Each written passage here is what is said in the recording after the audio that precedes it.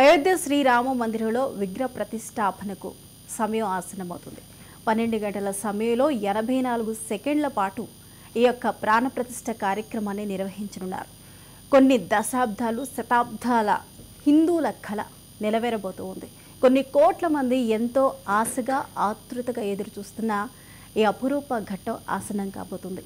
ఈ అయోధ్య రామ మందిర నిర్మాణం ఎంతో ప్రతిష్టాత్మకంగా ప్రభుత్వాలు తీసుకోవడం జరిగింది. అదేవిధంగా హిందువులు కూడా ఎంతోమంది ఎదురు చూస్తూ ఈ రోజుకి హిందువుల కళ సాకారం అవబోతున్న రోజున మనతో పాటు మాట్లాడడానికి ఆ దేవాలయ విశిష్టతలో అయోధ్య అంతకుముందు ఏం జరిగింది, ముహూర్త బలం ఏంటి అనే అనేక విషయాల గురించి మనతో పాటు మాట్లాడడానికి మనకి స్టూడియోలో శ్రీ ఈశ్వరి జ్యోతిష్యం పీఠం అయాచితం రవిచంద్ర శర్మ గారు మనతో పాటు ఉన్నారు. నమస్కారం గురుగారు. అలాగే మనకి జూమ్ లైవ్లో ప్లేబ్యాక్ సింగర్ భార్గవి గారు ఉన్నారు. భార్గవి గారు నమస్తే అండి. గురుగారు, ముందుగా మనకి ఒక అపురూప ఘట్టం కొన్ని గంటల్లో ఆవిష్కృతం కాబోతుంది. హిందువుల అందరూ కూడా ఎంతో ఆతృతగా ఎదురు చూస్తున్న ఈ కార్యక్రమం అయితే మొత్తంగా దేశవ్యాప్తంగా అయితే అన్ని చోట్ల లైవ్ ఇవ్వడానికి అన్ని సన్నాహాలు చేస్తూ ఉన్నారు. ప్రతి ఒక్కరికి కూడా ఆ శ్రీరాముని మందిరము అలాగే శ్రీరాముని ప్రాణ ప్రతిష్ఠ కార్యక్రమం చూసి తరించే విధంగా అన్ని ఏర్పాట్లు చేస్తున్నప్పటికీ కూడా ఈరోజే ఎందుకు, ఈ సమయమే ఎందుకు అనే కొన్ని సందేహాలు కూడా భక్తులకు వ్యక్తమవుతున్నాయి. ఎందుకంటే ఇలాంటి కార్యక్రమాలు చేసేటప్పుడు ముహూర్తం అనేది సూర్యోదయం ముందున ముహూర్తాలు ఉంటాయి. అలాంటిది మధ్యాహ్న సమయంలో ముహూర్తం, అది కూడా అదే సమయంలో అభిజిత లగ్నంలోనే ఎందుకు పెట్టాల్సి వచ్చింది అనే కొంతమందికి సందేహాలు ఉంటూ ఉంటాయి. అయితే మొత్తానికి ముహూర్త బలం అనేది ఏ విధంగా ఉంది, ఇదే సమయానికి ఈ టైంలోనే ఎందుకు పెట్టాలని అనుకున్నారు? నమస్కారం అండి. గురు బ్రహ్మ గురుర్విష్ణు గురుదేవో మహేశ్వర గురు సాక్షాత్ పరబ్రహ్మ తస్మై శ్రీ గురవే నమః. శ్రీ గురుభ్యో నమః. అందరికీ అయోధ్య రామమందిర ప్రతిష్టాపన మహోత్సవ శుభాకాంక్షలు మరియు ఆ రామచంద్రుల వారి యొక్క సంపూర్ణమైనటువంటి అనుగ్రహ కృపా కటాక్ష ఫలసిద్ధిరస్తు. అయితే మన హిందువులందరూ కూడా, హిందువులే కాదు భారతీయులందరూ కూడా ఎదురు చూస్తున్నటువంటి ఒక మహత్తర ఘట్టము అతి కొద్ది గంటల్లో మనకు సాక్షాత్కరించబోతుంది. అయితే ఈ రోజున మనం ఎన్నో సంవత్సరాల నుండి, శతాబ్దాల నుండి ఎదురు చూస్తున్నటువంటి రామచంద్రుల వారి యొక్క రామ అదేవిధంగా విగ్రహ ప్రతిష్టాపన మహోత్సవం గురించి ఎదురు చూస్తున్నటువంటి ఘట్టము మనకు అతి కొద్దిసేపటిలో మనకు సాక్షాత్కరించబోతుంది. అయితే ఈ ముహూర్తము నిర్ణయించబడినటువంటి విధానం ఏమిటయ్యా అంటే, సౌరమానం నుండి, అంటే సూర్యుడు ఎప్పుడైతే మకర రాశిలో ప్రవేశించినాడో అప్పటి నుండి, మకర సంక్రమణ ఎప్పుడైతే అవుతుందో అప్పటి నుండి ముహూర్తాలు పెట్టుకోవచ్చు అనేటువంటి విషయము జ్యోతిష్య శాస్త్రంలో సుస్పష్టంగా ఉంది. అయితే ఈ రోజున ఎందుకు నిర్ణయించినారు అనంటే, ఈ రోజున పౌష్య శుద్ధ ద్వాదశి, అదేవిధంగా మృగశిర నక్షత్రము మధ్యాహ్నము 12:29:08 నుండి 12:30:32 వరకు, అంటే మొత్తం 82 సెకండ్ల పాటు ఈ యొక్క ముహూర్తము అనేది ఉన్నది. అయితే ఈ ముహూర్తం యొక్క బలం ఏమిటయ్యా అంటే, ముహూర్త సమయములో లగ్నములో గురువు ఉన్నాడు. లగ్నంలో గురువు ఉండడం చేత ఎటువంటి దోషాలు ఉన్నప్పటికీ కూడా అవన్నీ కూడా రూపుమాపిపోతాయి. అదేవిధంగా మొత్తము ఈ ముహూర్తం సమయములో మొత్తం 6 గ్రహాలు అనుకూలంగా ఉన్నాయి. మామూలుగా ఒక ముహూర్తం నిర్ణయించబడాలి అని అంటే 5 గ్రహాలు అనుకూలంగా ఉంటే అది అద్భుతమైనటువంటి ముహూర్తం. కానీ ఈ రోజున నిర్ణయించబడినటువంటి ముహూర్తము నందు 6 గ్రహాలు అత్యంత ఉచ్చ స్థితిలో ఉన్నాయి. అయితే ఇక్కడ కుజుడు, బుధుడు, శుక్రుడు ఈ 3 గ్రహాలు కూడా నవాంశంలో ఉన్నాయి. ఆ దృష్టి లగ్నం మీద పడుతుంది. లగ్నంలో గురువు ఉండడం చేత ఎటువంటి దోషాలు కూడా ఉండవు. అదేవిధంగా మధ్యాహ్నం 12:29 నుండి 12:40 వరకు ఉన్నటువంటి ముహూర్తాన్ని అభిజిత్ లగ్నము అని అంటారు. అభిజిత్ లగ్నంలో ఏ కార్యము చేసినా కూడా క్షయము లేనటువంటిది, అక్షయ ఫలాన్ని ఇస్తుంది. అందుకోసమనే మన జ్యోతిష్య పండితులు, సర్వాంగ వేద పాఠశాల ఆచార్యులు బ్రహ్మశ్రీ గణపతి శాస్త్రి ద్రవిడ్ గారిచే ఈ యొక్క ముహూర్తం అనేది నిర్ణయించబడినది. అయితే ఈ సమయంలో ఎటువంటి కార్యం చేసినా కూడా దానికి ఎటువంటి దోషము ఉండదు. అదేవిధంగా ఈ సమయంలో దేవతా ప్రతిష్టాపన జరిగితే ఆ రాజ్యమంతా కూడా అభివృద్ధి పదంలో నడుస్తుంది. అదేవిధంగా శత్రునాశనం అవుతుంది, శత్రు నిర్మూలన. మనకు భారతదేశంలో పట్టి బీడిస్తున్నటువంటి శత్రువులందరూ కూడా నశిస్తారు. అదేవిధంగా అతి కొద్ది కాలము లోపలే భారతదేశం అంతటా కూడా రామ మందిరాలు కట్టబడతాయి. అందువలనే ఈ యొక్క ముహూర్తాన్ని పండితులు నిర్ణయించినారు. ఓకే గురుగారు, ఒకటే మాట, ఒకటే బాణం, ఒకటే భార్య, ఇది రాముని గురించి మనం చెప్పుకోవాల్సి వచ్చినప్పుడు మనం వాడే పదం. ప్రతి చిన్నపిల్లాడిని అడిగినా కానీ ఈ విషయం స్పష్టంగా తెలుస్తుంది. ఒకటే మాట, ఒకటే బాణం, ఒకటే భార్య. అలాంటిది సీతా అగ్ని ప్రవేశం అసలు ఎందుకు చేయాల్సి వచ్చింది? దానికి గల కారణాలే. మంచి ప్రశ్న అమ్మ. ఇది అందరికీ ఒక అనుమానం ఉన్నది. అయ్యా, రామచంద్రుల వారు భగవంతునితో కొలుస్తారు కదా, అటువంటి భగవంతుడు తన భార్యను అగ్నిప్రవేశం చేయించడం ఏమిటి అనేటువంటి ప్రశ్న అందరికీ తలెత్తుతుంది. కానీ కొందరి కుహానా మేధావులు ఉంటారు కదా, వారికి తలా తెలియదు, తోకా తెలియదు. అటువంటి వారు ఏం చేస్తారంటే, ఆ భార్యనే అగ్నిప్రవేశం చేసినాడు, ఆయన ఏం భగవంతుడయ్యా మీకు అని చెప్పేసి ప్రశ్నిస్తారు. కానీ వాల్మీకి రామాయణంలో సంస్కృతంలో సుస్పష్టంగా తెలియజేయబడినది. ఎప్పుడైతే వనవాసము వెళ్ళినారో, రామ లక్ష్మణ సీతలు ఎప్పుడైతే వనవాసం చేస్తున్నారో ఆ సమయంలో రావణాసురుడు సీతను అపహరించడానికి అక్కడికి వచ్చినాడట, ఆ ఆశ్రమానికి వచ్చినాడు. ఆ విషయాన్ని ముందే పసిగట్టింది ఎవరు? సీతామాత. సీత ఎవరో కాదు, సాక్షాత్తు లక్ష్మీ స్వరూపం. పూర్వజన్మలో సీతాదేవి వేదవతిగా పుట్టిందట. ఆ వేదవతి స్వయంవరంలో రావణాసురుడు ఆమెను చెరపెట్టడానికి ప్రయత్నం చేసినాడట. అందుకు ఆ వేదవతి రావణాసురుని శపిస్తుందట. ఏ విధంగా అంటే, నిన్ను ఖచ్చితంగా దహించి వేస్తాను అని చెప్పేసి శపిస్తుందట. ఆ శాప ఫలితం వల్లనే ఆ వేదవతి కూడా ఎక్కడ జన్మించిందట అంటే, లంకాపురములో ఒక పద్మంలో జన్మించిందట. ఆ పద్మంలో జన్మించిన తర్వాత జ్యోతిష పండితులు చెప్పినారు, ఈమె వల్లనే నీ యొక్క రాజ్యమంతా కూడా దహించవేస్తుంది, కాబట్టి ఆ శిశువుని ఇక్కడ నుండి తీసివేయు అని చెప్పి చెప్తారట. అందులకు ఆ రావణాసురుడు ఏం చేస్తాడు, ఆ శిశువును తీసుకొని ఒక పెట్టెలో పెట్టి సముద్రం మధ్యలో వదిలేసినాడట. ఆ సముద్ర అలలకు ఆ శిశువు ప్రయాణం చేసి మిథిలా నగరములో జనకునికి దొరుకుతుందట. ఇది భగవత్ ప్రసాదము అని చెప్పేసి భావించి జనక మహారాజు ఆ శిశువుని తన సొంత కూతురు కంటే కూడా ఎక్కువగా ప్రేమించి పెద్ద చేసినాడట. ఆ శిశువుకి సీతాదేవి అని నామకరణం చేసినాడు. ఆ సీతాదేవిని రామచంద్రుల వారికి ఇచ్చి వివాహం చేసినాడు. వివాహం చేసిన తర్వాత ఆ రామచంద్రుల వారు దశరథుని యొక్క ఆజ్ఞ మేరకు వెంటనే వనవాసానికి వెళ్ళినాడు. వనవాసం అయిన తర్వాత, వనవాసం చేస్తున్న సమయంలో రావణాసురుడు మళ్ళీ ఆ ఆశ్రమానికి వస్తాడు. ఆ అందమైనటువంటి సీతను చూసి మోహించి సీతాదేవిని అపహరించడానికి యత్నిస్తాడు. ఆ విషయాన్ని పసిగినటువంటి సీతామహాదేవి ఏం చేస్తుంది అంటే, ఒక మాయా రూపాన్ని ధరిస్తుంది.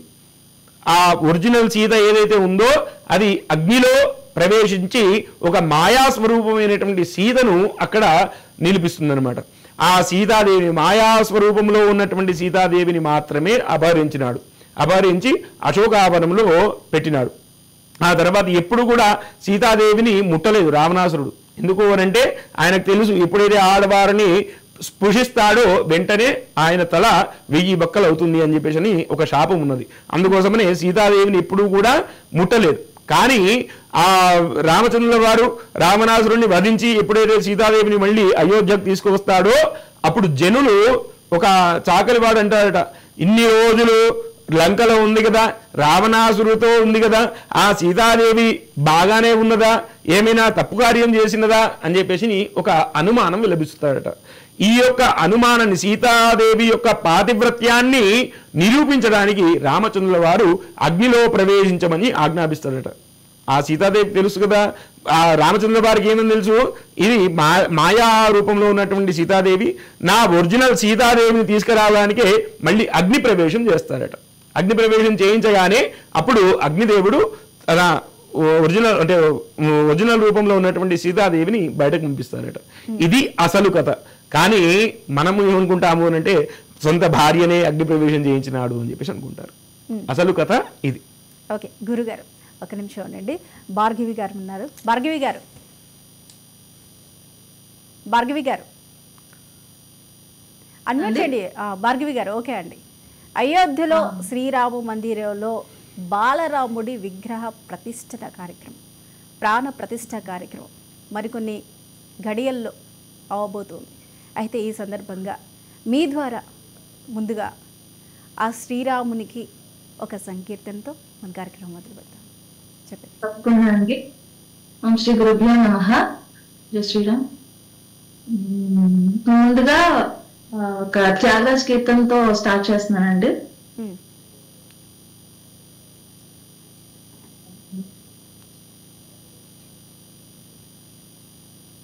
బాల కనకమయ బాల కనకమయ సూజన్ పరిపాల కనకమయ సూజన్ పరిపాల శ్రీ వికృత శరదాల శోభన ఘనతి అనవ్య వనమాలికాభరణ బాల కనకమయ సూజ పరిపాల శ్రీ విద్రుత శరజాల శోభని ఘనతి వనమాలికాభరణ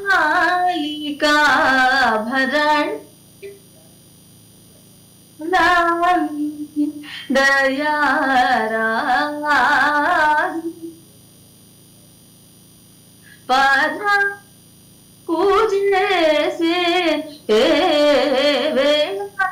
సమయము గాదు. భార్గవి గారు చాలా చాలా చాలా చక్కగా పాడారు. కాకపోతే ఈ యొక్క కీర్తన యొక్క ఆంతర్యం అర్థమయ్యేంటి అనేది మా ప్రేక్షకులకు ఒకసారి చెప్పగలుగుతారు? అంటే శ్రీరాముడిని అంటే ఆయన ఆసువుగా పాడతారండి త్యాగరాజు గారు. ఆయన్ని ఆ భక్తి పారవశ్యంతో పాడిన కృతండి ఇది. శ్రీరాముడిని వర్ణిస్తూ ఆయన కీర్తిస్తూ పాడిన పాట. ఓకే భార్గవి గారు ఒక నిమిషం. గురుగారు, టోటల్గా ఈ ఆలయ ప్రతిష్టాపన కోసం, ప్రాణ ప్రతిష్టాపన కోసం 115 దేశాల నుంచి నీళ్లు తీసుకొచ్చి, అలాగే ఎక్కడెక్కడ ఏవైతే ఉన్నాయో ప్రతి ఒక్కదాన్ని కూడా కన్సిడర్ చేసుకుంటూ, ఏ చిన్న విషయాన్ని కూడా పోనీలే ఇది లేకపోతే ఏం కాదు అని కాకుండా అన్నిటిలో చాలా క్షుణ్ణంగా పరీక్షించుకుంటూ కూడా ఈ ఆలయ నిర్మాణాన్ని చేయడం జరిగింది. 3వ అతిపెద్ద దేవాలయం మనం చూసుకున్నట్లయితే ప్రపంచవ్యాప్తంగా 3వ అతిపెద్ద దేవాలయంగా ఈ యొక్క అయోధ్య రామాలయం అనేది మనకు ఉంది. ఇప్పుడు 115 దేశాల నుంచి నీళ్లు తీసుకొచ్చారు. మరి వాటిని ఏం చేస్తారు, వాటి వల్ల ఉపయోగాలు ఏంటి, అన్ని దేశాల నుంచి తీసుకురావడం గల కారణాలు ఏంటి? వాస్తవానికి మన అయోధ్య రామమందిర ప్రతిష్టాపనలో భాగంగా ఇంతకు పూర్వము అంటే 1500 దాదాపుగా 1,80,00,000 సంవత్సరాల క్రితము రామచంద్రుల వారు 11,000 సంవత్సరాలు ఈ యొక్క రాజ్యాన్ని పరిపాలన చేసినాడు. అప్పుడు అఖండ భారత అని ఉండే, ఈ 7 ఖండాలు కూడా ఒకటే రాజ్యము కింద ఉండే అన్నమాట. అప్పుడు అంతటి రాజ్యాన్ని ఎటువంటి దుర్భిక్షం లేకుండా ప్రతి ఒక్కరికి కూడా అన్నపానీయాలు ఉండేటట్టుగా, అందరికీ కూడా సంపద ఉండేటట్టుగా అనుగ్రహం చేసినారు ఆ భగవంతుడైనటువంటి రామచంద్రుల వారు. అయితే ఈ రోజున మళ్ళీ మనము రామచంద్రుల వారి యొక్క మందిరాన్ని నిర్మింపజేసుకున్నాము. బాలరాముని యొక్క విగ్రహాన్ని ప్రతిష్టాపన చేసుకుంటున్నాము. ప్రతిష్టాపన క్రతువులో అది కేవలం విగ్రహం కాకుండా ఆ విగ్రహమూర్తిని చూసినంత మాత్రము చేత ప్రత్యక్షంగా రామచంద్రుల వారినే చూసినట్టుగా, ఆ బాలరాముని యొక్క రూపాన్ని చూసినట్లుగా ఉండేటట్లుగా చేయడానికి కొన్ని క్రతువులు అనేది ఉంటాయి. దానిలో భాగంగానే మహాజల సంప్రోక్షణ కార్యక్రమము. అంటే ఈ ప్రపంచంలో ఉన్నటువంటి వివిధ క్షేత్రముల యొక్క నదీ జలాలను తీసుకువచ్చి స్వామివారికి ఆ యొక్క విగ్రహమూర్తికి అభిషేకం చేస్తారు. వేదమంత్రాల ఉచ్చారణతో ఆ నదీ జలాలతో ఆ స్వామివారికి అభిషేకం చేస్తారు. ఆ అభిషేకం చేసిన మాత్రం చేత దానిలో ఒక ప్రాణ ప్రతిష్టాపన అనేది ప్రాణం యొక్క జీవము అనేది ఉద్భవించుస్తుంది. కాబట్టి ఈ యొక్క జలాలన్నింటినీ కూడా అభిషేకం చేస్తారు. అందుకోసమనే మనకు అవకాశం ఉన్నటువంటి ప్రతి నది నుండి ఆ యొక్క జలాలను తేవడం జరిగింది. ఇందుకోసమే 115 దేశాల నుండి కూడా వారు కూడా రామభక్తులే కాబట్టి వారందరూ కూడా ఆ యొక్క జలాలను పంపించడం జరిగింది. అలాగే గురుగారు, ఈ యొక్క ఆలయ నిర్మాణంలో కూడా చాలా ప్రత్యేకతలతో కూడి ఎంతో విశిష్టత కలిగేలాగే ఆలయ నిర్మాణాన్ని నిర్మించడం జరిగింది. కేవలం గర్భాలయంలో సూర్యకిరణాలు స్పష్టంగా పడే విధంగా చేసిన డిజైన్ ఏదైతే ఉందో, సూర్యకిరణాలు తాకేలాగా ఆ బాలరాముని విగ్రహ పాదాలను తాకేలాగా చేయడం జరిగింది. అయితే ఎందుకు అంటారు ఆ సూర్యకిరణాలు అలా తాకేలాగా చేయడాన్ని? అసలు మన శాస్త్రజ్ఞులు ఎంతటి ప్రతిభావంతులు అంటే, ఈ రోజు ఇంతకుముందు ఉన్నటువంటి ఆలయంలో కూడా మనకు కొన్ని ఆలయాలు ఉన్నాయి. ప్రత్యక్షంగా సూర్యకిరణాలు ఆ భగవంతుని యొక్క పాదాలు తాకే విధంగా నిర్మింపజేసినారు. కానీ ఈ కాలంలో కూడా అటువంటి నిర్మాణం చేసినారు అంటే అది ఖచ్చితంగా ఆ స్వామి వారి యొక్క అనుగ్రహమే. ఎందుకు ఈ రకంగా చేయడం జరిగింది అని అంటే, రామచంద్రుల వారి యొక్క వంశము సూర్యవంశము. ఇక్ష్వాకు వంశ తిలక అని చెప్పేసి ఒక గానం కూడా ఉన్నది. అయితే ఆ ఇక్ష్వాకు వంశంలో ఉన్నటువంటి రామచంద్రుల వారు సూర్యకిరణాలు ఎప్పుడైతే రామనవమి రోజున కరెక్ట్గా అభిజిత్ లగ్నంలో 12:30 ఆ రామచంద్రుల వారి యొక్క పాదాలకు తాకే విధముగా ఈ యొక్క దేవాలయం నిర్మాణం అనేది జరిగింది. ఎందుకు అనంటే ఆ సూర్యకిరణాలు పడినంత మాత్రము చేత ఆ తేజోమూర్తి అనేది ఉద్భవించబడుతున్నది. ఎందుకు అనంటే మనకు అంటే ఈ రోజున సైంటిఫిక్గా చూసుకున్నట్లయితే మనము ఏదైనా శిశువు జన్మించిన తర్వాత ప్రతిరోజు కూడా ఉదయము 7 గంటల నుండి 8 గంటల వరకు సూర్యుని యొక్క కిరణాలు పడే విధంగా ఉంచండి అని చెప్పేసి చెప్తారు. ఎందుకు అనంటే మన శ్లోకం కూడా ఉంది, సూర్యారిష్టేతు సంప్రాప్తే సూర్యపూజాంచ కారయేత్ సూర్య ధ్యానం ప్రవక్ష్యామి ఆత్మపీడోపశాంతయే అనేటువంటి శ్లోకాన్ని అనుసరించి కూడా ఎప్పుడైతే సూర్యకిరణాలు ఆ తేజోమూర్తి మీద పడినట్లయితే అప్పుడు ఆ తేజోమూర్తిలో ఒక కాంతి అనేది వెదజల్లుతుంది. అదేవిధంగా భగవంతుడు ప్రత్యక్షంగా సాక్షాత్కరింపబడతాడు అనేటువంటి దానికి నిదర్శనంగానే ఈ యొక్క ఆలయ నిర్మాణము అనేది గావింపబడింది. ఓకే గురుగారు. భార్గవి గారు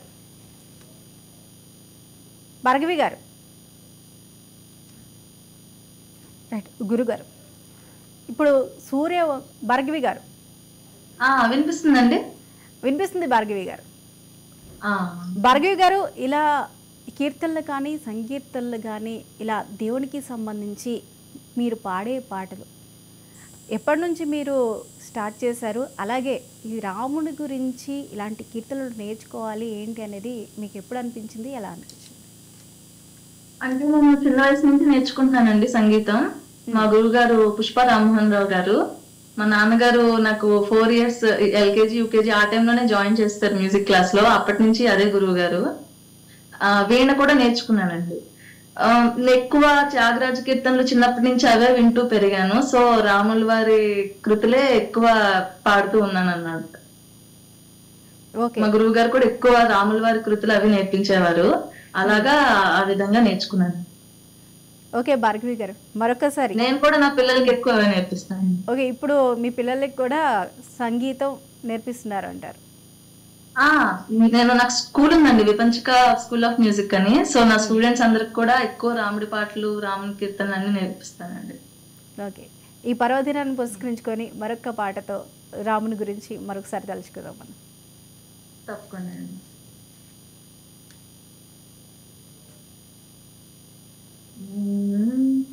ఇప్పుడు పాడబోయేది చాలా ఫేమస్ కృతి అండి, కీర్తన, అన్నమయ్య కీర్తన. మీరందరూ వినే ఉంటారు. సరే.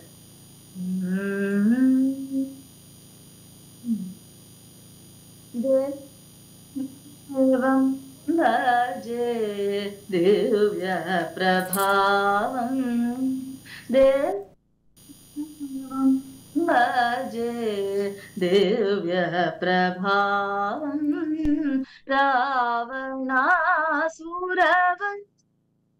రణపుంగవం రామం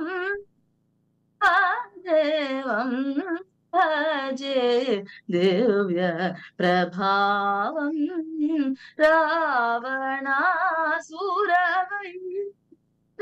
రణపుంగవం రామం దేవం భజే దివ్య ప్రభావం,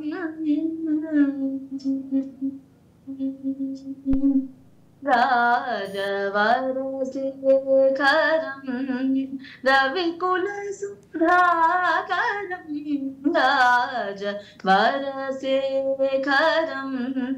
రవికులసుధాకరం, ఆజానుబాహుం నీలాభ్రకాయం,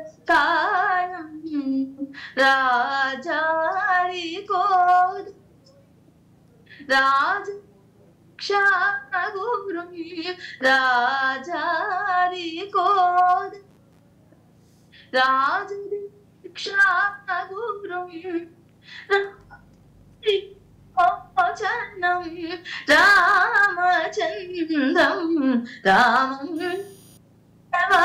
దేవం భజే దివ్య ప్రభావం,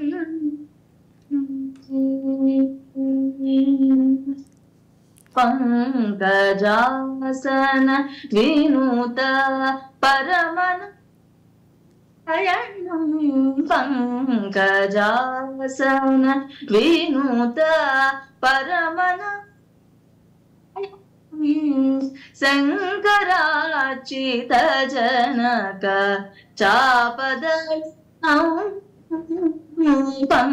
పంకజాసన వినూత పరమన అయనం, శంకరాచిత జనక చాపదళం, లంకా విశోష లాలిత విభీషణం, లంకా విశోష లాలిత విభీషణం, వెంకట సాధు విబుధ వినూతం రామం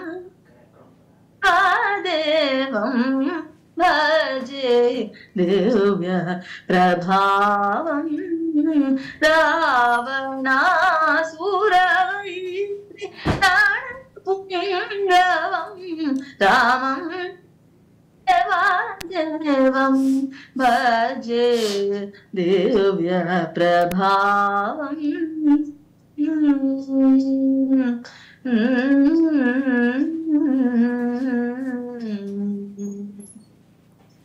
భార్గవి గారు చాలా చక్కగా, ఎంతో సున్నితంగా, ఎంతో అద్భుతంగా పాడారు. అలాగే ఆ రాముణ్ణి ఈ పూట మీ గానం ద్వారా స్మరించుకోవడం నిజంగా అయితే చాలా చాలా చాలా సంతోషంగా ఉంది. చాలా చక్కటి స్వరం ఇచ్చారు మీకు శ్రీరాముడు. గురుగారు, ఇప్పుడు మనం చూసుకున్నట్లయితే, ఒక నిమిషం భార్గవి గారు, చూసుకున్నట్లయితే ఆలయంలో ప్రతిష్ఠించే ఆ విగ్రహానికి కూడా అనేకమైన ప్రత్యేకతలు ఉన్నప్పటికీ కూడా రాముడు అంటే మనం చూస్తాం, ఒక విల్లుని ఇలా పట్టుకున్న నమూనాలు మనకి ఎక్కువగా కనిపిస్తూ ఉంటాయి. శివధనుసును వీరేయటం కానీ, లేకపోతే అరణ్యవాసానికి సంబంధించినవి కానీ మనం కనిపిస్తూ ఉంటే చూస్తూ ఉంటాం ఆ రామాలయాల దగ్గరికి వెళ్ళినప్పుడు. కాకపోతే ఇక్కడ ఈ విగ్రహం దగ్గరకు వచ్చేసరికి ఒక బాలరాముణ్ణి, అంటే ఒక 5 ఏళ్ల వయసు ఉన్న ఆ రాముని ముఖ కవలికలు కనిపించేలాగా ఒక బాల్యాన్ని స్పష్టంగా చూపించే విధంగా ఈ యొక్క విగ్రహాన్ని డిజైన్ చేయడం జరిగింది. అయితే బాలరాముడిని ఎందుకు తీసుకోవడం జరిగింది?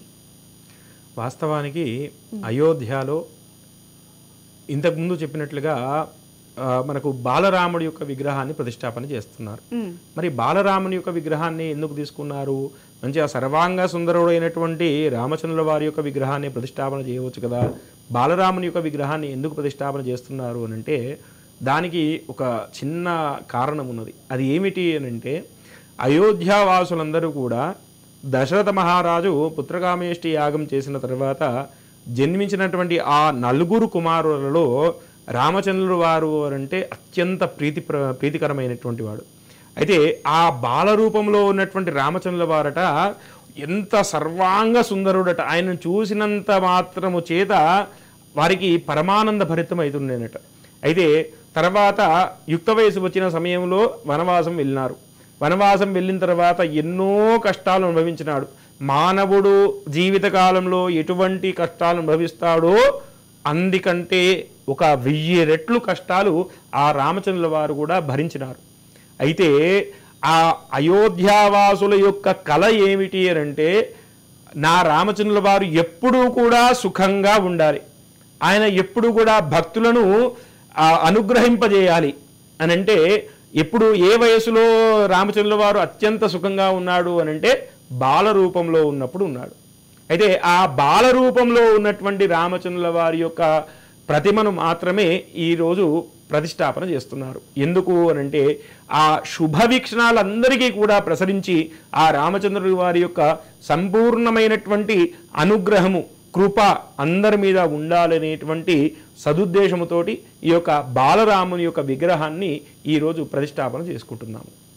గురూజీ గారు, ప్రాణప్రతిష్ఠ ముఖ్యంగా ఏ ఆలయంలో అయినా సరే ఒక విగ్రహాన్ని ఆలయం లోపల తీసుకెళ్ళి అక్కడ పూజలు నిర్వహించాలంటే ప్రాణప్రతిష్ఠ అవ్వకుండా ఆ విగ్రహానికి పూజలు అందుకునే అర్హత ఉండదు అంటారు. అయితే ఈ ప్రాణప్రతిష్ఠకు మీరు చెప్పిన ప్రకారం 12 గంటల తర్వాత కేవలం 82 సెకండ్లలో మాత్రమే ఆ ముహూర్తం ఉంది అంటున్నారు. అయితే 82 సెకండ్లలో ఆ ప్రాణప్రతిష్ఠ కార్యక్రమాన్ని ఏ విధంగా చేయగలరు? ప్రాణప్రతిష్ఠత విశిష్టత ఏంటి అంటారు? వాస్తవానికి ప్రాణప్రతిష్ఠాపన అనంటే మన ఆ యొక్క విగ్రహం లోపల వేద మంత్రాలు ఉచ్చరిస్తూ ప్రాణాన్ని పోయడం, దాన్నే ప్రాణ ప్రతిష్ఠ. అయితే ఆ ప్రాణ ప్రతిష్ఠ చేయడంలో కొన్ని మాత్రమే మంత్రాలు ఉంటాయి. అంత పూర్వమే మొత్తం జరగాల్సిన క్రతువు అంతా కూడా జరిగిపోతుంది. అభిషేకం కానివ్వండి, విగ్రహాన్ని అక్కడ కూర్చోబెట్టడం కానివ్వండి, ఇవన్నీ కూడా పూర్తవుతాయి. ఆ మనకు ఉన్నటువంటి రామచంద్రుల వారి యొక్క యంత్రము, బంగారుతో చేయించబడినటువంటి యంత్రము, బీజాక్షరాలతో నిమిడీకృతమైనటువంటి ఆ యొక్క యంత్రాన్ని మొదటగా ప్రతిష్టాపన చేస్తారు. అంటే దాన్ని గర్తన్యాసము అంటారు. గర్తము అని అంటే మన రామచంద్రుల వారి యొక్క విగ్రహాన్ని నిలపబెట్టేటువంటి ఒక గద్దె లాంటి నిర్మాణము. ఆ గద్దె లాంటి నిర్మాణములో మొదటగా మొత్తం ఆవు పేడ, ఆవు మూత్రముతో అవన్నీ కూడా శుద్ధిపరిచి వేదమంత్రాల ఉచ్చారణతో ఆ యంత్రాన్ని మొదటగా ప్రతిష్టాపన చేసి నవపాషాణాలు అంటే వివిధ రకాలైనటువంటి ధాతువులన్నీ కూడా ఆ యంత్రం మీద పెట్టి దాని తర్వాత ఆ విగ్రహాన్ని దాని మీద కూర్చోబెడతారు. కూర్చోబెట్టినటువంటి విగ్రహానికి మొదటగా నేత్రాలన్నీ కూడా బంధనం చేయించబడుతుంది. అంటే నేత్రాలన్నీ కూడా మూయడం జరుగుతుంది, ఒక బట్టచే కప్పబడడం జరుగుతుంది. ఆ తర్వాత ఎప్పుడైతే మనకు ముహూర్తం నిర్ణయించబడినారో 12:29:08 నుండి 12:30:32 వరకు వేద మంత్రాలతోటి హృదయం మీద ఒక దర్భగట్ట నుంచి వేద మంత్రము చేత ప్రతి అవయవాన్ని స్పృశిస్తూ ఒక్కొక్క అవయవం దగ్గర ఒక్కొక్క మంత్రాన్ని చదువుతూ ఆ దానిలో ప్రాణాన్ని ఉద్భవిస్తారనమాట. ఆ తర్వాత ఈ సమయంలో ప్రతి అంగాలలో ఒక్కొక్క మంత్రం చెబుతూ ఎప్పుడైతే ప్రాణశక్తి ఉద్భవిస్తారో ఈ పర్టికులర్ ముహూర్త సమయంలో ఆ నేత్రంలో ఉన్నటువంటి నేత్రానికి ఉన్నటువంటి గుడ్డను తీసివేయడం జరుగుతుంది. దాని ఎదురుగా ఒక అద్దాన్ని ఉంచడం జరుగుతుంది. దాన్నే నేత్రోన్మీలన కార్యక్రమము అని అంటారు. ఆ 82 సెకండ్ల కాలములో ఆ సాక్షాత్తు బాలరాముడు తన స్వరూపాన్ని అద్దంలో వీక్షిస్తుంటాడు. ఎందుకు అనంటే ఒకసారి మనం వేద మంత్రాలతో ప్రాణ ప్రతిష్టాపన చేసిన తర్వాత ఆ కళ్ళల్లో తేజోపమానమైనటువంటి దేదీప్యమానటువంటి కాంతి అనేది ఉంటుంది. ఆ కాంతి మొదటగా అద్దం మీద పడి అది మళ్ళీ పరివర్తనం చెంది మళ్ళీ ఆ కిరణాలన్నీ కూడా స్వామివారి విగ్రహంలోనే నిమిడీకృతమవుతాయి. ఆ తర్వాత మనం దర్శించుకున్నట్లయితే ఆ శుభవీక్షణాలన్నీ కూడా మన భక్తులందరి కూడా ప్రసరింపజేయబడతాయి. అందుకోసమనే ఈ యొక్క 82 సెకండ్ల కాలములో వేద మంత్రాల యొక్క ఉచ్చారణతో ప్రతిష్టాపన కార్యక్రమం అనేది జరిగిపోతుంది. గురుగారు, అలాగే ఇక్కడ కేవలం వేద మంత్రోచ్చరణ మాత్రమే కాకుండా నక్షత్రాలు ఏవైతే ఉన్నాయో టోటల్గా 27 నక్షత్రాలను కూడా అనుగుణంగా అనుకూల కాలంలో చూసి ఈ యొక్క ముహూర్తాన్ని పెట్టినట్టుగా కూడా చెప్తున్నారు. అలాగే 27 నక్షత్రాలకి సాక్ష్యంగా 27 మొక్కలు కూడా అక్కడ నాటేసి దానికి సంబంధించి ఒక పూజా కార్యక్రమాలు కూడా నిర్వహించడం అయితే జరుగుతుంది. అయితే ఈ 27 నక్షత్రాలను కూడా ఎందుకు ఇందులో అనుగుణంగా తీసుకురావడం జరిగింది, వాటి యొక్క ప్రత్యేకతలు ఏంటంటారు? మామూలుగా మనము జన్మించిన తర్వాత కూడా మన జాతకం ఎలా ఉంది అని చెప్పేసి ఒక బ్రాహ్మణుడి దగ్గరికి వెళ్ళి అడుగుతారు. నాకు మగ శిశువు లేదంటే ఆడ శిశువు కలిగిందండి, వారి యొక్క జాతకం ఏ విధంగా ఉంటుంది అనేటువంటి ప్రశ్నలను 21 రోజు తర్వాత ఒక పండితుడి దగ్గరికి పోయి అడుగుతారు. అడిగితే వారు ఏ విధంగా చూస్తారు అంటే ఆ శిశువు యొక్క జననము ఏ నక్షత్రం ఉన్నప్పుడు అయ్యింది, ఆ నక్షత్రములో ఏ పాదం ఉన్నప్పుడు అయ్యింది, ఆ నక్షత్రానికి అధిపతి ఎవరు, ఆ అధిపతి యొక్క రాశిని బేస్ చేసుకొని మనం ఆ జాతకాన్నంతా కూడా విశ్లేషిస్తాం. అదేవిధంగా మనకు ఉన్నటువంటి నక్షత్రాలు మొత్తం 27. ఆ 27 నక్షత్రాలకు కూడా ప్రతీకగా ఒక్కొక్క నక్షత్రానికి ఒక్కొక్క మొక్క ఉంటుంది. ఆ మొక్కను అక్కడ నాటినంత మాత్రం చేత మనము తర్వాత ఈ ప్రతిష్టాపన తర్వాత ఎప్పుడైతే అయోధ్య రామమందిర దర్శనార్థం వెళ్ళినట్లయితే ఆ మొక్కలను కూడా దర్శించుకొని నమస్కారం చేసుకున్నంత మాత్రం చేత కొన్ని నక్షత్ర దోషాలు ఉంటాయి కదా, ఆ నక్షత్ర దోషాలు తొలగిపోవడానికే ఈ యొక్క మొక్కలను నాటడం జరుగుతుంది. ఈ మొక్కలు కూడా ఏదో ఒక్కొక్క నక్షత్రానికి ఏదో ఒక రకమైనటువంటి మొక్కను నాటలేదు. ప్రతి నక్షత్రానికి ఒక అధిష్టాన మొక్క అనేది ఉంటుంది. ఆ మొక్కను మాత్రమే నాటడం జరుగుతుంది. ఓకే, నక్షత్రాలకి చిహ్నంగా ఒక్కొక్క మొక్కని 27 నక్షత్రాల చిహ్నంగా 27 మొక్కలను నాటారంటారు. గురుగారు చివరిగా అక్షింతల గురించి కూడా మనం మాట్లాడుకోవాలి. గతంలో పూజలు అందుకున్న ఇప్పుడు కొత్త విగ్రహ ప్రతిష్టాపన ఇంకా కాలేదు కాబట్టి అంతకుముందు ఉన్న రామ మందిరంలో ఏవైతే రాముని విగ్రహాలు ఉన్నాయో వాటికి పూజా కార్యక్రమాలన్నీ కూడా నిర్వహించి ప్రతిష్టాపన కార్యక్రమానికి ఇంటింటికి ప్రతి ఒక్కరికి అక్షింతలు ఇవ్వడం కష్టమవుతుంది కాబట్టి ముందుగానే పూజలు అంటే మకర సంక్రాంతి అయిపోయిన దగ్గర నుంచి పూజలు వరుసగా నిర్వహిస్తూ కూడా ఆ ప్రతి ఇంటికి ఆ విజయ అక్షింతలు అంటూ కూడా ఇవ్వడం జరిగింది. అయితే ఆ విజయ అక్షింతలని ఏ విధంగా ఇప్పుడు పూజించుకోవాలి, ఆ సమయానికి వాటి యొక్క విశిష్టత ఏంటి, ఏ విధంగా మనం పూజా మందిరంలో పెట్టుకోవాలి, ఎలా వాడుకోవాలి అంటారు? మామూలుగా మనం ఇప్పుడు ఉన్నటువంటి మన విశ్వంలో ఉన్నటువంటి ప్రతి మానవుడు కూడా ఖచ్చితంగా పూర్వజన్మలో ముఖ్యంగా అయోధ్యావాసులు ఆ తర్వాత భారతీయులు ఖచ్చితంగా రామచంద్రుల వారి యొక్క వనవాసములో ఏదో రకంగా మనము సేవ చేసిన వాళ్ళమే. అందుకోసమనే మనము ఈ రోజున రామచంద్రుల వారి యొక్క ప్రాణ ప్రతిష్టాపన మహోత్సవాన్ని మనము వీక్షించగలుగుతున్నాము. అయితే రామచంద్రుల వారి యొక్క ప్రసాదము అందరికీ కలగాలి, ఆయన యొక్క ఆశీర్వాదము అందరి మీద ఉండాలి అనే చెప్పి ఉద్దేశముతో ఇంతకుముందు ఉన్నటువంటి విగ్రహానికి పూజించబడినటువంటి అక్షంతలు, అదేవిధంగా మన రామచంద్రుల వారి యొక్క విగ్రహ ప్రతిష్టాపనకు సంబంధించినటువంటి ఎటువంటి విఘ్నాలు కలగకుండా అందరికీ రామచంద్ర వారి యొక్క ఆశీర్వాదం కలిగించాలనేటువంటి ఉద్దేశముతో పూజించబడినటువంటి అక్షంతలు ప్రతి రాష్ట్రానికి పంపించడం జరిగింది. మన భాగ్యనగరానికి వచ్చేసినటువంటి అక్షంతలకు మళ్ళీ ఇక్కడ పూజ చేసేటువంటి భాగ్యము ఆ రామచంద్రుల వారు నాకు కల్పించారు. నేనే ఆ కలశాలన్నింటికి కూడా పూజ చేసి మళ్ళీ మన జిల్లా కేంద్రాలకు పంపించడం జరిగింది. జిల్లా కేంద్రం నుండి మండల కేంద్రాలకు, మండల కేంద్రాల నుండి గ్రామాలకు, గ్రామాల నుండి ప్రతి ఇంటికి కూడా ఈ యొక్క అక్షంతలను చేరవేయడం జరిగింది. అయితే ఆ అక్షంతలను ఈ రోజున ఏం చేయాలి అని అంటే 12:30 తర్వాత ప్రతి ఒక్కరు కూడా ఆ అక్షంతలు పెద్దవాళ్ళకిచ్చి శిరస్సు మీద వేయించుకొని తర్వాత కొన్ని అక్షంతలు మనము బీరువాలో లేదంటే లాకర్లో అక్షంతలను వేసి మనం తినేటువంటి బియ్యములో ఒక 2 గింజలు కలుపుకొని ఉండినట్లయితే అది అక్షయ్య ఫలితం ఇస్తుంది.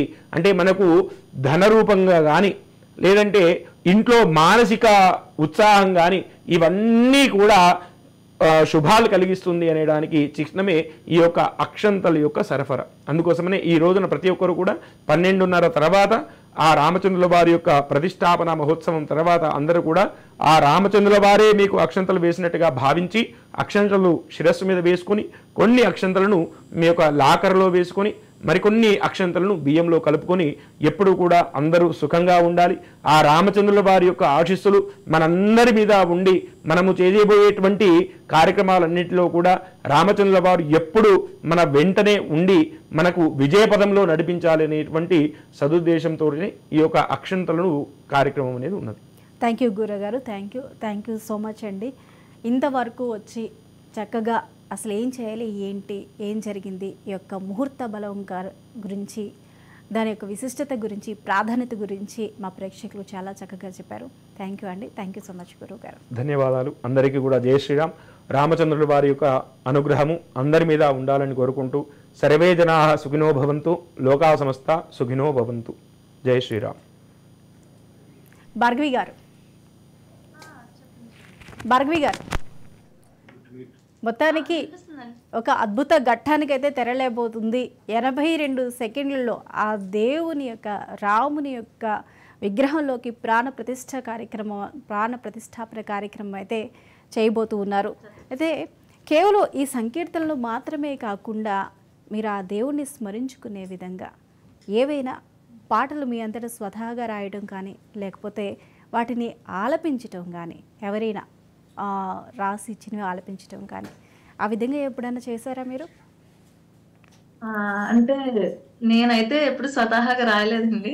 కానీ దేవుడి మీద మామూలు లైట్ మ్యూజిక్ సాంగ్స్ అవి ఎవరన్నా కంపోజ్ చేయమంటే చేసేదాన్ని.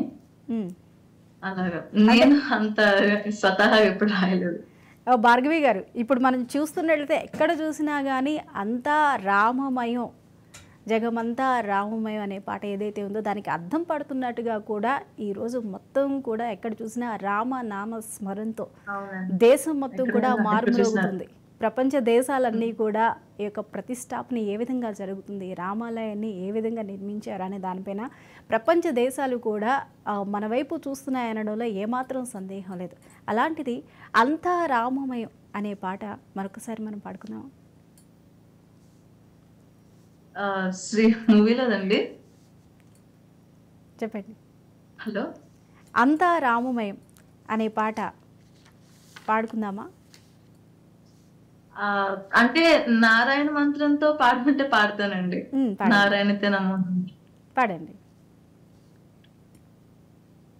నారాయణతే నమో నమో, నారాయణతే నమో నమో, భవనారద నూత నమో నమో, నారాయణతే నమో నమో, భవనారద నూత నమో నమో, నారాయణతే నమో నమో, మురహర భవహర ముకుంద మాధవ, గరుడ గమన పంకజనాభ, మురహర భవహర ముకుంద మాధవ, గరుడ గమన పంకజనాభ, భవబంధన మానస విమోచన, పరమ పురుష భవబంధన విమోచన, శరీర నమో నమో, నారాయణతే నమో నమో భవనారద నూత నమో నమో నారాయణతే నమో నమో ఆదిదేవ సకలాగమ పూజిత యాదవ కుల మోహన రూప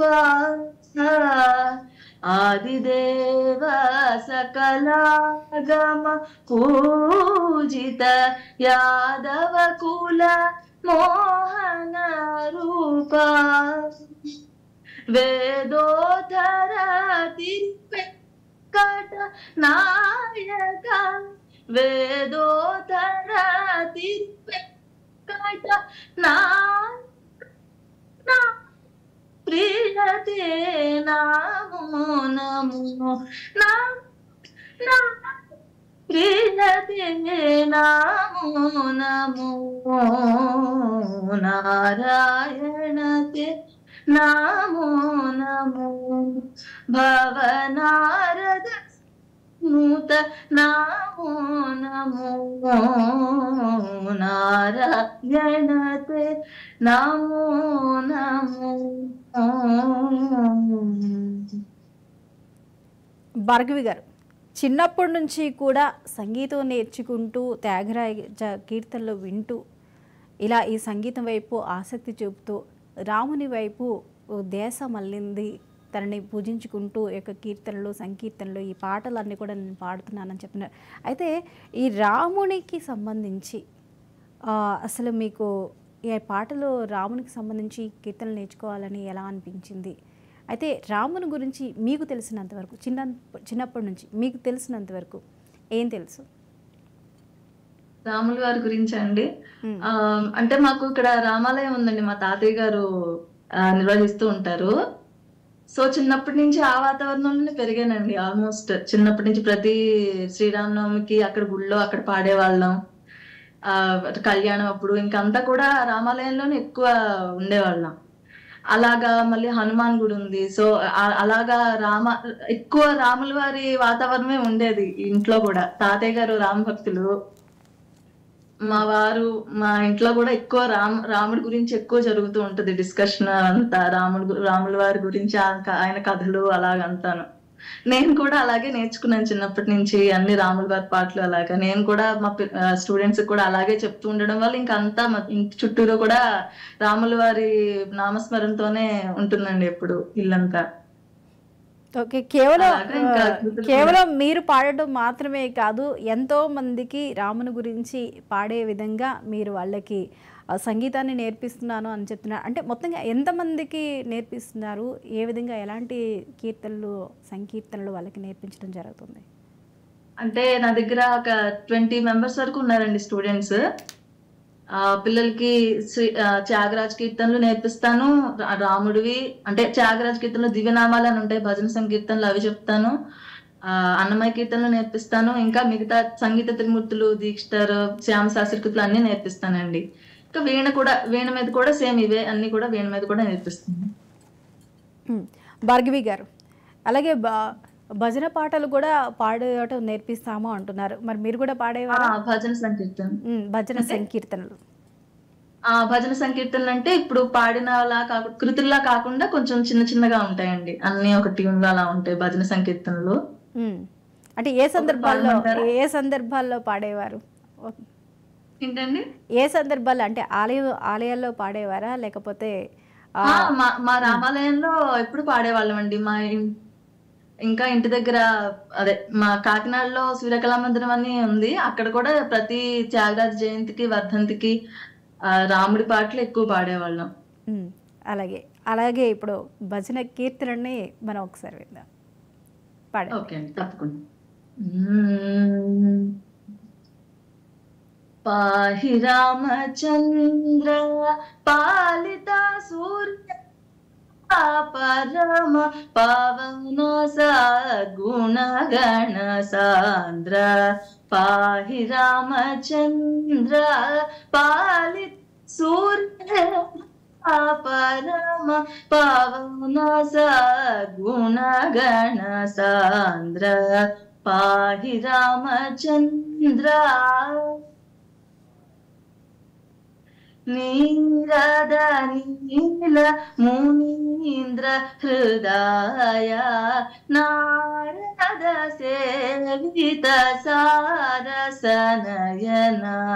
నీరద నీల మునీంద్ర హృదయ నారద సేవిత సారసనయన పాహి రామచంద్ర శ్రీకర రూప సుధాకర వదన శోక నివారణ సుందర రదన శ్రీకర రూప సుధాకర వదన శోక నివారణ సుందర రదన పాహి రామచంద్ర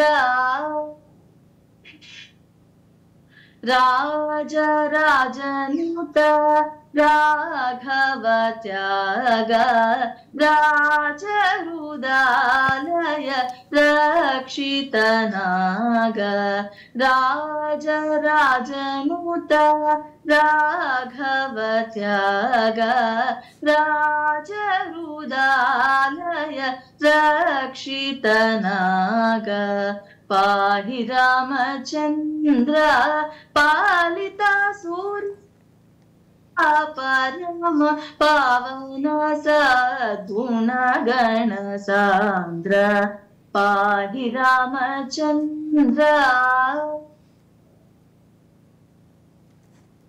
ఓకే భార్గవి గారు, కేవలం రాముడు గురించి, రాముని యొక్క సుగుణాల గురించి మాత్రమే కాకుండా మనకి సీతమ్మ వారిని కూడా తలుచుకోవాల్సిన, స్మరించవలసిన సమయం ఇది. అలాంటి పరిస్థితుల్లో సీతమ్మ వారి ఎలా ఉన్నారు, ఏంటి, ఏకపత్నివతుడిగా శ్రీరాముడు తనని ఎలా చూసుకున్నారన్న విషయాలు మనకి రామాయణం విన్నప్పుడు కానీ లేకపోతే దృశ్య రూపంలో చూసినప్పుడు కానీ మనకు తెలుస్తూ ఉంటుంది. కాకపోతే కీర్తనలో విషయానికి వచ్చేసరికి సీతమ్మ తల్లి అందచందాలను కానీ లేకపోతే సుగుణాల గురించి కానీ పొగుడుతూ ఏమైనా కీర్తనలు ఉన్నాయా మనకి?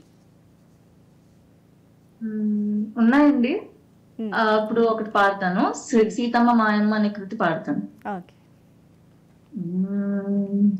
సీతమ్మ మాయమ్మ సీతమ్మ మాయమ్మ సీతమ్మ మాయమ్మ శ్రీరామ మాకు తండ్రి సీతమ్మ మా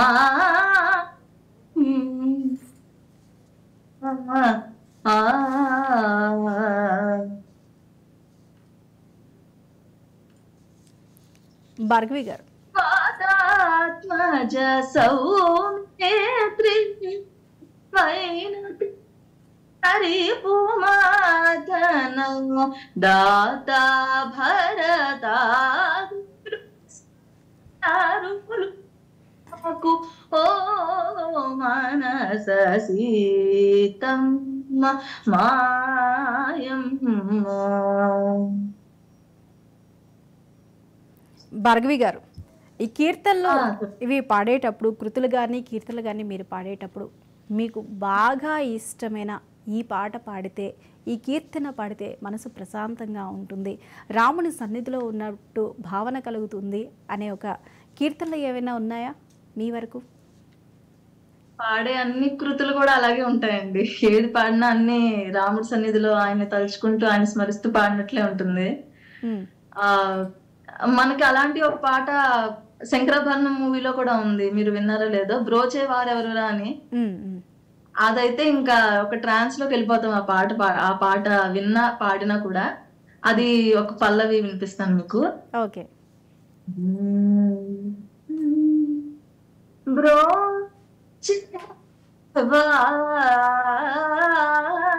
వారెవరురా నేను వినా రఘువరా నన్ను బ్రోచేయవా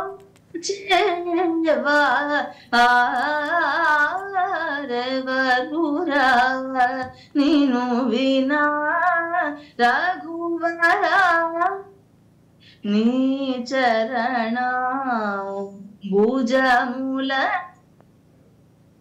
విడజాల కరుణాల వాల్యోచేయవా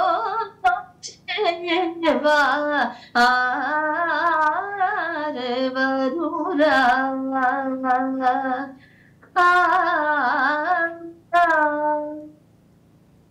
ఓ చతురా నీకు పరా కేనయ్యా ఓ చతురా నీకు పరా కేనయ్యా ఓ చతురా నీకు పరా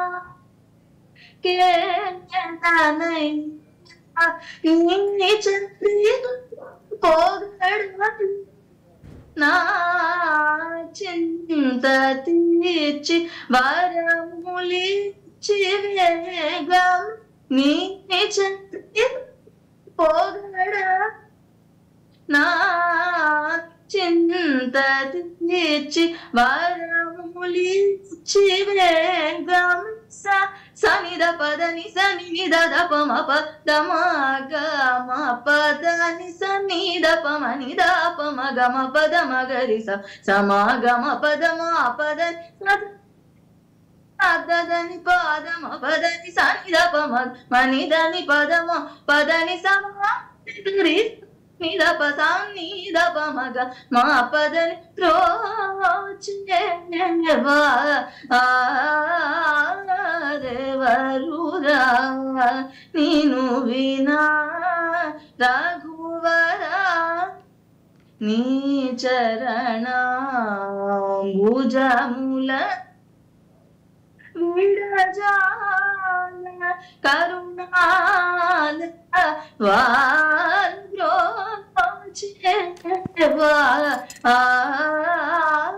ఆరెవరురా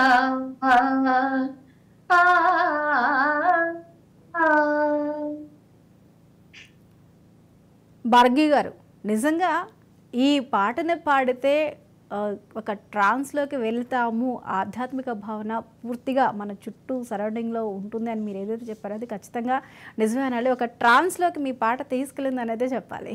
భార్గవి గారు, ఇప్పటి వరకు మనం శ్రీరాముని అందచందాల గురించి, ఆయన చేసే పనుల గురించి, అలాగే సీతమ్మ తల్లి ఔన్నత్యాన్ని గురించి మనం చెప్పుకుంటూ వచ్చాం. అయితే ఇక్కడ శ్రీరాముని వీరత్వాన్ని గురించి కూడా మనం మాట్లాడుకోవాలి ఖచ్చితంగా. శ్రీరాముని వీరత్వాన్ని గురించి కూడా మనం మాట్లాడుకోవాలి. పితృవాక్య పరిపాలన అంటూ కూడా తను ఎన్ని కష్టాలు పడ్డారు, ఎన్ని కష్టాలకు ఓర్చారు అనేది మనం చదువుకున్నాం, చూస్తూ ఉంటాం. అయితే ఆ విధంగా తను పడిన కష్టాలను కానీ తను ప్రపంచానికి ఇచ్చిన సందేశాన్ని గురించి కానీ చివరిగా మనం ఒక కీర్తనని పాడుకొని మన కార్యక్రమాన్ని ముగిద్దాం.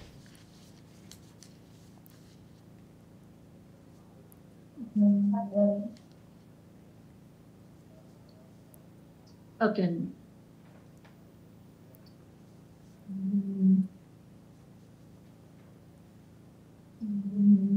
రామ రామ ముకుంద మాధవ రామ సద్గురు కేశవ రామ సద్గురు కేశవ రామ రామ ముకుంద మాధవ రామ సద్గురు కేశవ రామ సద్గురు కేశవ రామ దశరథ రామ శ్రీనారాయణ రామ శ్రీనారాయణ రామ దశరథ రామ శ్రీనారాయణ రామ శ్రీనారాయణ రామ రామ ముకుంద మాధవ రామ సద్గురు కేశవా రామ సద్గురు కేశవా వందనము శ్రీ వెంకటేశ్వర వందనము శ్రీ విఠాలేశ్వర వందనము శ్రీ వెంకటేశ్వర వందనము శ్రీ విఠాలేశ్వర వందనము శ్రీ జగ వందనము నారాయణ వందనము నారాయణ వందనము శ్రీ జగన్ వందనము నారాయణ వందనము నారాయణ రామ రామ ముకుంద మాధవ రామ సద్గురు కేశవ రామ సద్గురు కేశవ. థ్యాంక్ యూ అండి, thank you so much Bhargavi గారు. చాలా చక్కగా మీ చక్కటి గాత్రంతో ఆ రాముని స్మరించుకునే అదృష్టాన్ని అయితే మాకు కల్పించారు. థ్యాంక్ యూ సో మచ్ అండి. అలాగే మనతో పాటు స్టూడియోకి వచ్చి శ్రీరాముని అయోధ్య ఆలయ ప్రారంభోత్సవం గురించి, అలాగే రాముని ప్రాణ ప్రతిష్టాపన గురించి ఎంతో చక్కగా వివరించిన రవిచంద్ర శర్మ గారికి కూడా కృతజ్ఞతలు తెలియజేస్తున్నాం. రైట్ గా చూస్తూనే ఉన్నాం కదా, ఇది ఈనాటి అయోధ్య రామాలయ ప్రారంభోత్సవ రాముని ప్రాణ ప్రతిష్ట సందర్భంగా ప్రత్యేక కార్యక్రమం. Keep watching.